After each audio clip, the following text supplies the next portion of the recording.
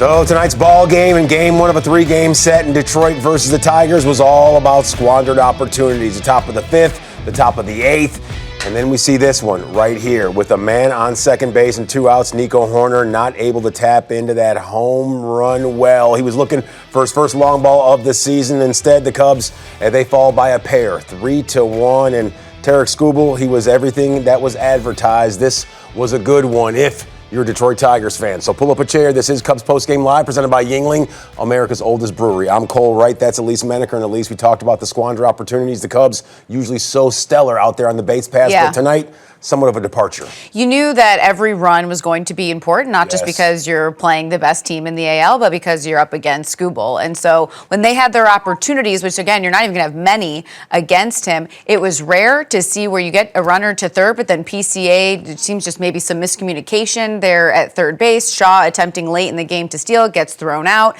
They had some good contact. PCA in his first at bat, nearly out. Suzuki late in the game. 8 hits off of Skubal. Exactly. And so there's a little mini accomplishments happening in this game, but they just needed those extra hits, those extra, because we saw the Tigers do it, taking those extra bases, right? The first to third, how that pays off so often. We see the Cubs do that. And so you knew that it was going to come down to the little things, trying to just put the little things together, because it wasn't going to come in huge chunks against this team, against Skubal, but it just wasn't their day. Ben Brown, great outing keeping up with Skubal. Really good. This was a championship prize fight, and the Cubs, they were looking to find that opening. Unfortunately, they weren't able to get a crack in the Tigers' armor. Let's pick this one up early in the goings. Top of the first, Seiya Suzuki swinging right through that one. Dansby Swanson in the second. Skubal, he had 6 punchies on the day and showing the Cubs why he is one of the best in all the league. Yeah, this is what makes him so tough, just working up in the zone, but then also has the changeup that he works off of. So you're trying to pick. It's hard.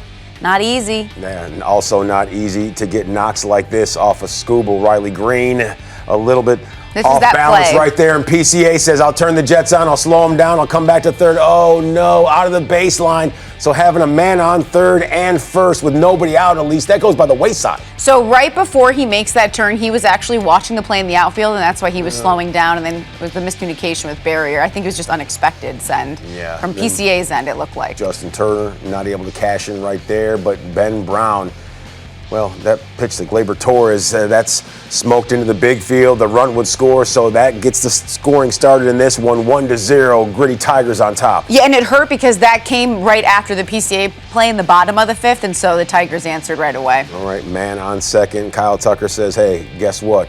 I'll switch spots with you. That is what it's all about. Matt Shaw, he scores, so the affair is squared, at least. It's a 1-1 ball game. This one closer than Bethlehem and Nazareth. It's Skubal. It's 1,000 against him. 1,000. He's and then you get the situational hitting, and this was, just kind of a mistake, a little too much over the plate from Brown. But in this outing against this team, sometimes you're going to give up runs. And I think overall he was attacking and throwing strikes. And so this comes with the territory. And overall, he's going to be mad about it.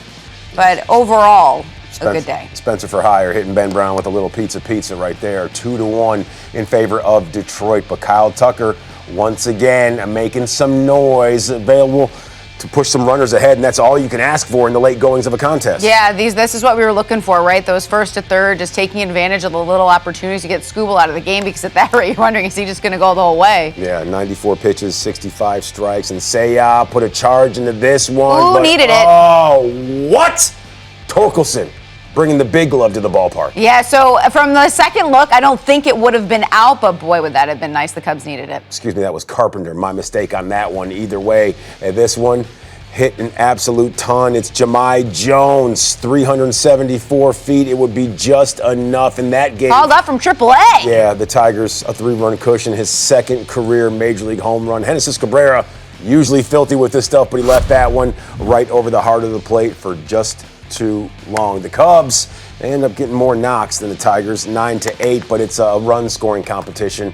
And Detroit, they do come out on top. Part of the reason why they are the best team in all of Major League Baseball. 42-23 as the Cubs, and they fall with their 24th loss of the season. Still not able to get that 40th of the year. However, there's still the chance for them to go out there and make it 8 straight series wins and 16 overall, because there's still 2 ball games and they have a chance to win a series. And tomorrow they're going to have their hands full once again. Yeah, you knew that it was going to be hard against Scoobel, not impossible. I mean, they were in this the whole way. It's just that there were those little moments that they couldn't capitalize on. Ben Brown is part of the reason they were in this the whole way as well. So Scoobel, this is what he continues to do. He's efficient. He throws strikes, doesn't walk guys, strikes them out. And so that's a deadly combination. You can see no walks in this game, 6 strikeouts, goes 7 2/3. So he's almost every time in his last few outings, he's gone the whole way. And so the goal is you want to get him out of there, but it's not easy to do because you're not stringing a lot of things together against him. So I thought all in all, the Cubs stayed in it. They had their opportunities, didn't capitalize on each of them, but you knew it wasn't going to be a high-scoring ball game. You just had to somehow scratch across more than the Tigers, and they couldn't do that today. Yeah, 7 innings or more with 0 earned runs, and 1 earned run in his last 3 outings for Tarek Skubal. Definitely a tough customer. The Cubs, they are glad that this start versus that man is all said and done with. Now, Ben Brown, we know how good he was. He had 15 whiffs to Scubal's 12. He was throwing it right past him. 92 pitches, 64 strikes. You really have to tip your cap to Ben Brown. All he did was go out there and battle this evening, Elise. Part of his game plan was coming out and throwing strikes, and that's exactly what he did. And it shows from the line. He's efficient. When you're attacking, that's what you're doing. And he just has 1 walk, goes the 7 inning, gives up 7 hits, the 2 earned runs, but really not many mistakes in the ball game today. Still mixing in that changeup a little bit, which I think is good for him. And all in all, I think just he's coming off an outing where he needed an opener. That's how much he was struggling in the first inning. Today, it takes him 9 pitches to get through the first, and he's rolling after that. Gets out of some jams. So all in all, I think you saw an intensity and a focus from him that he has been lacking, and he picked up on something in that last outing that now he's taken with him. Yeah, you could have flipped the final lines right there, and the Ben Brown numbers could be Tarek Skubal's numbers, and Tarek Skubal's numbers, they could be Ben Brown's numbers. Both of those guys, they went out there and they put an ace's effort forth. But for the bats, like we said, the ability to scratch across 8 hits versus Tarek Skubal, a lot of teams, well, they would say we would be happy if we can get 8 hits versus the Tigers in a 3-game series. Absolutely. Yeah, and so I think that's where you knew that you had to be doing all the little things right, and so that's why you kind of nitpick in these games, because when there are those moments that we can look at, the base runners are so valuable against Skubal that when you have them out there, you want them to cross home plate. And so especially when you have someone like PCA on the base paths man, would you want to see what would happen if he was, just staying put there at third or going all the way, whatever needed to happen. But just you had a few chances, couldn't come through, but sometimes that's baseball. Yeah, we heard Craig Counsell. He said traffic is trouble, and Ben Brown, boy, did he ever limit the traffic that was out there on the base paths from the Detroit Tigers. Unfortunately, it just wasn't enough. Detroit coming out on top 3-1 in game 1 of a 3-game set. So let's hear the skipper's point of view. Craig Counsell with more. Yeah, I mean, we made made a mistake on the bases, that likely cost us some runs.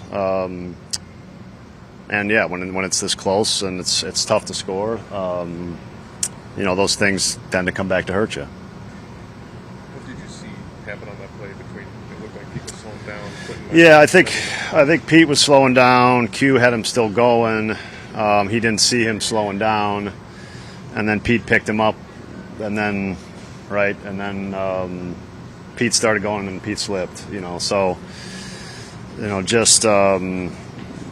Q's, it was a really weird play from that perspective, and probably if Q could do it over, I think he'd probably just try to keep his eyes on Pete a little bit. In addition, he's trying to you got to keep your eyes on both people, but he thought there was maybe a chance to score him if Pete's coming, and Pete saw it the other way, right? Yeah. Yeah, I mean they even early in the game, the first couple innings, they made some. I counted 5 really nice defensive plays that they made to turn balls into outs, really. So credit to them for that. They did good pitcher on the mound, and you make 5 really good plays. That's going to be tough. Did you think Sayers was out, or at least off the wall? Was your experience that one?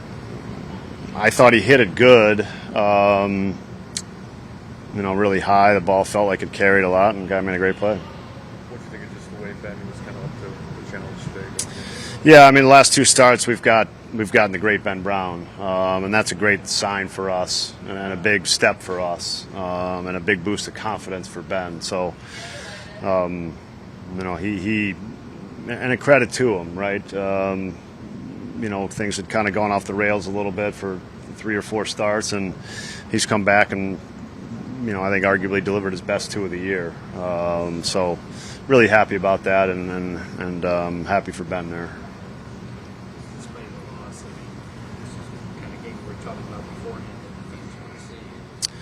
Yeah, I mean, this was a good baseball game. I think, if anything, it kind of highlights a lot of the stuff we've been doing to win baseball games, right? And how hard it is to win games, and that you got to play really good baseball to win major league games. But you throw that in, and them making some plays, and you kind of hat tip them. They beat us tonight. Your view of that play that bounced that ball, that grounded that bounced off Shaw's glove, it looked like maybe. Yeah, I mean, he doesn't have eyes behind him, and that's the tough play for a third baseman. That one where you're cutting off the shortstop. We got 3 hitters to get out still. Well, we all know baseball is a game of inches, and tonight that proved true. The Tigers, they come out on top just a few inches ahead of the Chicago Cubs, 3-1. And on the backside, we're going to let you know just how solid Ben Brown was out there on that Detroit Rock City Hill. More Cubs Postgame Live. It's coming your way after this.